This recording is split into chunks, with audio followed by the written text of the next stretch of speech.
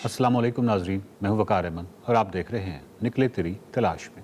निकले तेरी तलाश में जो गुफ्तगू हो रही है वो तार साहब के साथ उनकी किताब चित्राल दास्तान पर हो रही है, जो कि 80 की दहाई के आखिर में लिखी गई। और आज के इस तनाजुर में हम देखते हैं तो वो बड़ी मुनफरिद किताब है।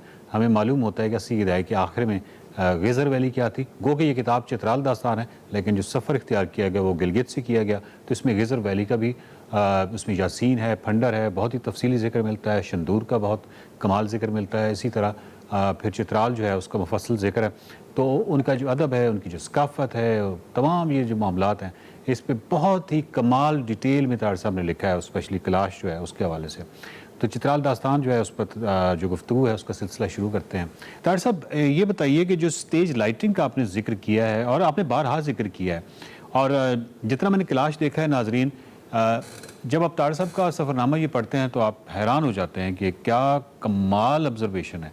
ये जो तार साहब ने इसको एक स्टेज का कहा है कि ये बिल्कुल ऐसे लगता है जैसे वहाँ पे एक स्टेज है, किसी ड्रामा या किसी फिल्म का सेट लगा हुआ है। ये बिल्कुल एग्जैक्टली आपको वहाँ पे फील होता है।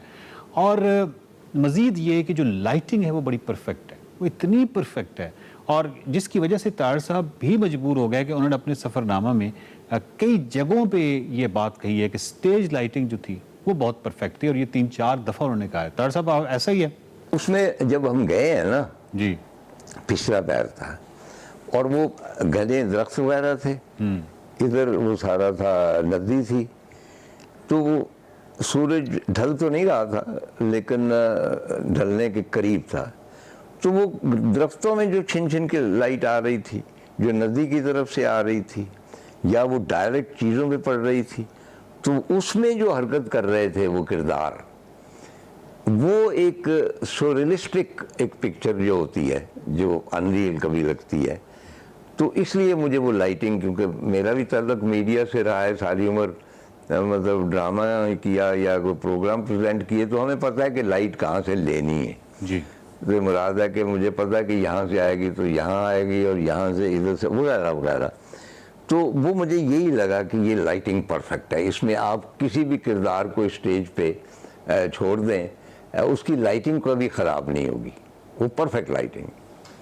कैलाश में मुख्तलिफ स्कूलों में जाना हुआ और वहाँ पे मैं हैरत ज़दा रह गया बच्चों को देख। यानी कैलाश का जो अपना स्कूल है जहाँ पे कैलाशी बच्चे पढ़ते हैं, मतलब आप हैरान हो जाते हैं। और इसके हवाले से आपने लिखा है कि ऐसे लगता है जैसे स्कूल का कोई फैंसी ड्रेस शो है जहाँ पे आप आएँ, और खुशनुमा जो रंग हैं मतलब वो हर तरफ बिखरे हुए हैं। तो जो पहनावे हैं वो ओवरऑल ही आपको बिल्कुल एक हैरत ज़्यादा कर देते हैं। लेकिन बिलखुसूस जब हम बच्चों की बात करते हैं, तो जब आप किसी स्कूल में जाते हैं या आप वैसे वहाँ पे देखते हैं खेतों में बच्चे घूम रहे हैं और वो क्या खूबसूरत पहनावे हैं, तो तार साहब बच्चे कैसे लगे? उसमें अब तो वो कमर्शियल हो गया है जी, लेकिन वो पार्ट है, पार्सल है उस पूरे। देखिए ना, वो अब अगर स्टेज है तो वहाँ पे जो काम करने वाले हैं उनके बच्चे होंगे और उनके बच्चे भी उसी ड्रेस में होंगे जो एक हदायतकार ने उनको हदायत कर रखी है कि आपने ये ड्रेस, तो उसमें परफेक्शन होती। और मेरी बेटी एनी वो स्कूल में पढ़ती थी, तो वो इतनी फैसिनेट हुई उनके साथ। तो एक उसी उम्र की कैलाशी लड़की थी, उसके साथ उसकी दोस्ती हो गई, बल्कि उसकी तस्वीरें भी हैं। तो उसने बाद में मुझे एनी ने बताया, क्योंकि ये वही कुछ सोचती है जो मैं वहाँ पे स्कूल में सोचती हूँ या जब हम कनेक्ट कॉलेज गए थे वो सोचती हैं। तो फ़र्क सिर्फ ये है कि इनके पास वो इख्तियार नहीं है या उनके पास अपॉर्चुनिटीज़ नहीं है, लेकिन एम्बिशन इनकी भी वही है जो शहर की लड़की की होती है। तार साहब जब हम कैलाश गए तो हमें जो मकामी हमारे दोस्त थे तो वो मुख्तलिफ घरों में लेके गए। अच्छा, कुछ शुरू में बड़ी हैरत हुई कि जब हमें वो कहते थे कि अभी हम फ़लाँ जगह जा रहे हैं, वहाँ पे हमारे एक दोस्त हैं जिनाह साहब, वहाँ पे जाना है। तो अच्छा, एक और दोस्त थे उनके नवाज शरीफ, उनकी तरफ भी गए और इस तरह के नाम। अच्छा, फिर जो उनके नाम है, उनके जो उनका तर्जुमा है वो बड़ा खूबसूरत है, जो उनके बहुत ही जो तारीख़ के हवाले से नाम आ रहे हैं उसमें वो कुछ भी हो सकता है। वो नरम घास हो सकता है जिस तरह आपने लिखा है, वो नदी का पानी हो सकता है। तो ये जो नामों वाली खूबसूरती है, इस पर तो बड़ी रिसर्च होनी चाहिए और बाकायदा इसको कोई डॉक्यूमेंट करना चाहिए कि ये कितनी खूबसूरत रवायत है। अब ये आहिस्ता आहिस्ता जो है वो अगर दम तोड़ जाएगी तो उसके बाद यकीनन ये हमारे पास नहीं होगा इल्म के कैलाश के जो लोग हैं वो किस तरह नाम रखते थे। ये नामों के हवाले से थोड़ा सा बताइए। अच्छा, वहाँ पे जो नाम रखे जाते हैं, जैसा कि मैंने अर्ज किया जी कि मुज़ाहिर फितरत के हवाले से रखे जाते हैं, घास है, नदी है, बहता हुआ पानी है, मछली है, बर्फ़ें हैं, और उसके अलावा कोई भी जो फेमस बंदा हो, उस पे रख मसलन जिना नाम हम वहाँ पे पाया जाता है, मेरा ख्याल भुट्टो भी होगा। तो वो उनको कनेक्ट करता है कि जो लोग अपनी ज़मीन से जुड़े होते हैं वो हमेशा उस ज़मीन के हवाले से अपने नाम रखते हैं। अब ये चीज़ पठानों में भी है, वहाँ भी समंदर खां होगा, वहाँ गुल मकई होगी, वहाँ इसी तरह फसलों के हवाले से बच्चियों के नाम होंगे। अच्छा, और सिखों में देखें ना, वो कीकर सिंह होगा, कीकर के ऊपर होगा, या फलां सिंह होगा। तो जो लोग अपने कल्चर के साथ जुड़े होते हैं ना, वो हमेशा मज़ाहिर फितरत के साथ भी जुड़े होते हैं, और उनके नामों के हवाले से हमारे पुराने नाम जो थे वो इसी तरह के थे। फिर आहिस्ता आहिस्ता जो हम मॉडर्न हो गए, उससे जुदा हो गए। तो आई फील कि भाई जिस तरह पुराने नाम थे, मेरी बेटी पैदा हुई है कि माशाल्लाह मेरी बेटी, मेरा दिल चाहता था इसका नाम भागबली रखो, भागों वाली है, लेकिन बड़ा कि नहीं मॉडर्न नाम रखना, ये क्या पुराना नाम रखे। अब देखें ना कि भागबली जो है वो एक उस ज़मीन के साथ उसका तल्लुक़ है, जिसके भाग अच्छे हैं और वो भरी हो उससे।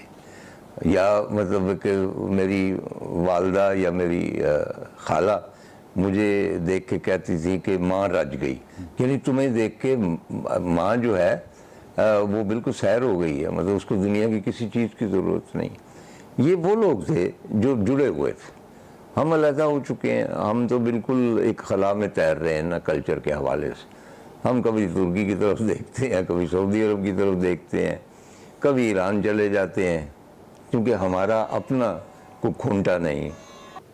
डॉक्टर साहब, ये जो भी आपने कहा था कि भुट्टो नाम भी होगा, तो ये भुट्टो नाम था, मतलब हम गए एक गेस्ट हाउस था वहाँ पे, यानी अंदर आबादी में था, तो जो हमारा दोस्त मकामी लेके गए, तो वो जो गेस्ट हाउस का जो मालिक था उसका नाम भुट्टो था।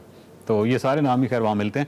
डॉक्टर साहब, ये जो बाशाली घर है, इसके हवाले से मैं चाहता हूँ कि आप थोड़ा सा बताइए, क्योंकि इसके हवाले से आपने वैसे तफसील से लिखा भी है, और डॉक्टर खालिद हसन जो है वो जो पंजाबी शायर हैं और माहिर नफ्सियात हैं, उनका भी आपने एक हवाला दिया है। मैं चाहता हूँ कि वो हवाला भी यहाँ पे आ जाए।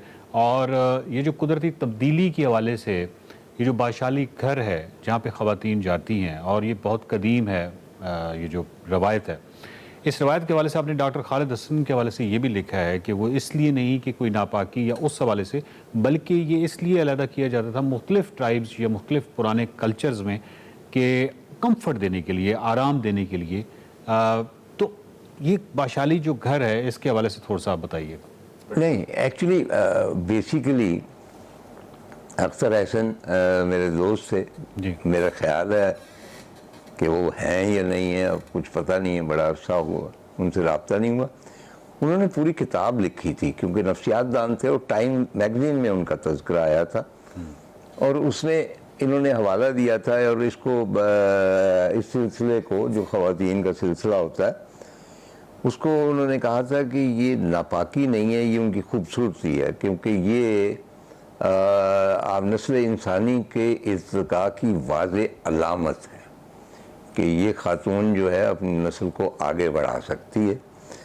तो उनके ख्याल के मुताबिक इसको उन्होंने पिंक फ्लावर या क्या नाम दिया था पोइटिक हवाले से। और उन्होंने कहा था कि ये जो अलग कर देते हैं तो ये इसलिए होता है कि भाई उनको, और हमारे यहाँ भी ये होता है कि भाई उस वक्त खातून जो है उसी तरह 100% जिस्मानी तौर पे वो फिट नहीं होती, या जो भी मसाइल होते हैं उनके, तो उनको सिर्फ आराम देने की खातिर, यानी ये डिस्टर्ब ना हो इनका जो ये सर्कल है, ताकि ये आइंदा नस्लों के लिए मुफीद साबित हो सके। नाज़रीन, ये थी गुफ्तगू चित्राल दास्तान पर तार साहब के साथ। और चित्राल दास्तान जब आप पढ़ते हैं तो बहुत सारे ऐसे सवालात हैं जो आपके ज़हन में आते हैं। 80 की दहाई के आखिर में जो सफ़र किया गया, तो उस वक्त का चित्राल और उस वक्त का जो गिज़र वैली है ये कैसी थी, और स्पेशली इनके अदब, इनका सकाफ़त, और इसके हवाले से आपको एक ख़ास किस्म का एक पैटर्न भी मिलता है, जो कि अभी आप आज के तनाजुर में देखते हैं तो आप देखते हैं कि वो तरक्की का जो सफ़र है उनके अदब में वो किस तरह जारी है। और इसके अलावा बहुत सारी ऐसी चीज़ें हैं जिनसे पर्दा उठता है। बहुत ही खूबसूरत ये किताब है, ये ज़रूर पढ़िएगा चित्राल दास्तान पर। चित्राल दास्तान के वाले से बहुत सारे और भी सवाल आते हैं जो हमने तार साहब से करने हैं। सिलसिला जारी है, अगले सोमवार को मुलाकात होगी। देखते रहिए निकले तेरी तलाश में।